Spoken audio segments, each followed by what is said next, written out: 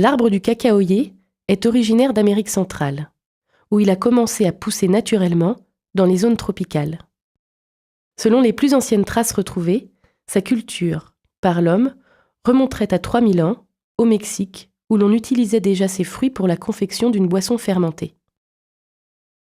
L'intérêt grandissant pour cet arbre, sa culture fut ensuite répandue en Afrique et en Asie du Sud-Est à partir du XIXe siècle, dans les régions proches de l'équateur, où l'arbre retrouve un environnement climatique approprié. Avec des soins convenables, par la taille et l'entretien, mais aussi s'il est cultivé avec suffisamment d'ombre et d'humidité, l'arbre donne des fleurs à partir de sa 3e année et atteint son plein rendement vers 6 à 7 ans. Sa durée de vie est d'environ 40 ans. Le fruit s'appelle la cabosse. Il lui faut environ 6 mois pour être mûr à point depuis son apparition en fleurs. Les cabosses apparaissent toute l'année. Il y a donc en même temps des boutons, des fleurs et des fruits qui se développent à même le tronc et les branches.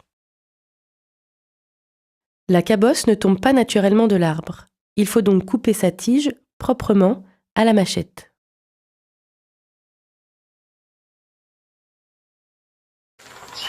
Alors on va venir poser les graines premièrement sur un filet pour qu'elles puissent sécher plus facilement, puisqu'elles sont quand même assez humides à la sortie de la fermentation.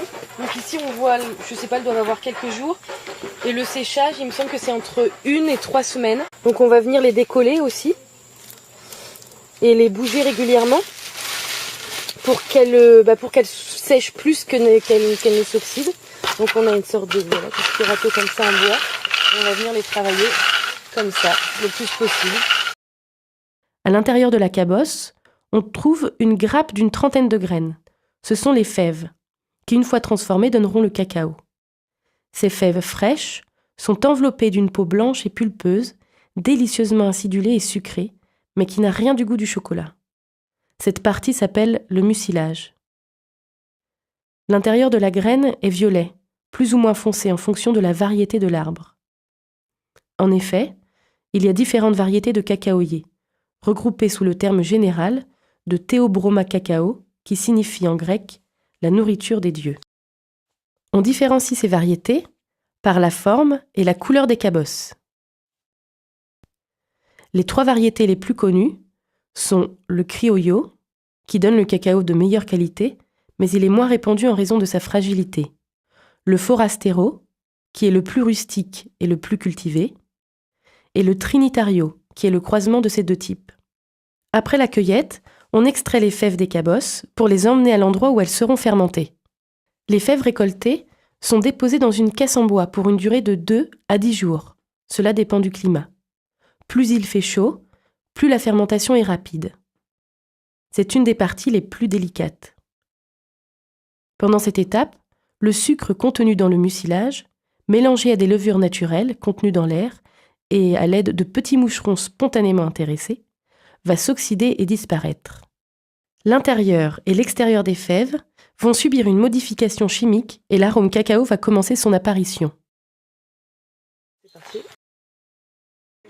Comme pour les graines de café, les fèves vont être torréfiées. Cette étape est aussi importante pour le développement de l'arôme du chocolat, car l'acidité de la fermentation réduit encore et l'humidité disparaît. Cette cuisson dure généralement autour d'une demi-heure, entre 100 et 140 degrés. Des changements apparaissent actuellement dans la réalisation de cette étape. On cherche de plus en plus à préserver les vertus médicinales du cacao en réduisant la torréfaction, voire en l'éliminant parfois. Après la torréfaction, la peau est légèrement grillée et il est ainsi plus commode de l'enlever. La graine est décortiquée, soit à la main ou par concassage pour de plus grandes quantités. Les graines torréfiées, débarrassées de leur peau, vont maintenant être broyées, avec un moulin à main ou à bicyclette, ou avec des machines bien plus grosses. C'est alors qu'apparaît la pâte de cacao. On peut l'utiliser pour extraire le beurre de cacao en la passant dans une presse. La matière sèche restante servira alors à faire le cacao en poudre. Ou on peut l'affiner directement en machine en y ajoutant du sucre et du beurre de cacao supplémentaire pour faire le chocolat. La pâte sera alors broyée pendant une 30aine d'heures par des meules en pierre. L'aspect granuleux sera réduit au maximum pour former une matière lisse et liquide.